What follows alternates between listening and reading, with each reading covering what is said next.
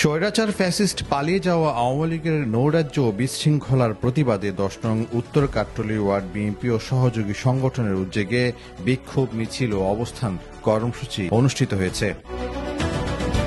বিক্ষোভ মিছিলটি নগরীর আকবর শাহ কবিবুল্লাহ দাম থেকে শুরু হয়ে গুরুত্বপূর্ণ সড়ক প্রদক্ষিণ করে কর্নেলহাট গিয়ে সংক্ষিপ্ত সমাবেশের মাধ্যমে সমাপ্ত করা হয়।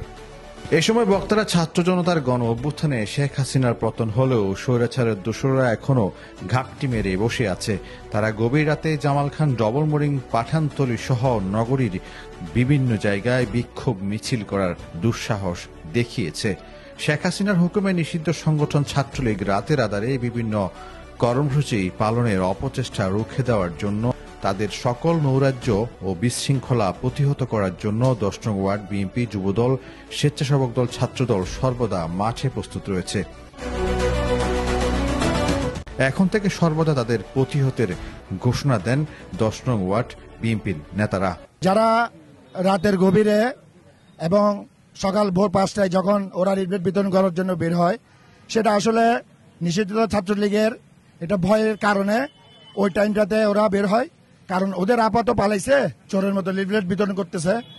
সাহস থাকলে মাঠে এসে লিফলেট বিতরণ করুক, সকালের বেলা ১০টার পরে করুক, বিকালে করুক, যদি সাহস থাকে। আমরা যেখানে আওয়ামী লীগ, যুবলীগ, ছাত্রলীগ, শ্রমিক লীগ, তাঁতি লীগ যেখানে পাবো সেখানে আমরা প্রতিহত করব। নিষিদ্ধ ঘোষিত ছাত্রলীগদেরকে সাবধান করে দিতে চাই।